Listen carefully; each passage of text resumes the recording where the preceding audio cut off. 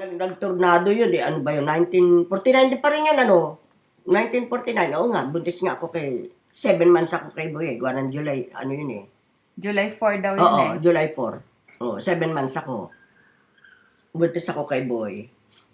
Kaya yung mga iyon, ang mga yung panahon yung bandang gayon, panay mga estudyante doon, wala pang dorm na maganda. Panay mga gayon ang tinitira ng mga estudyante, yung mahabang gayon. Yung iniwanan talaga ng mga sundalo. Kaya nga noong magtornado eh, mabutit July 4, walang pasok. Ang mga estudyante wala sa kanilang kwarto. Ang merong mga natanggal ang bubong nila eh. Ng mga eskwela? Yung tinitirahan mismo tinitirahan ng nila. estudyante. Oh.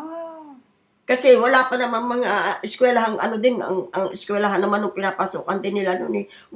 Kasi dadalawa naman ng building na College of Law ba? Education yata at saka ano ba Yung ito narito? magkatapat, yun Magkatapat. lang, Dalawa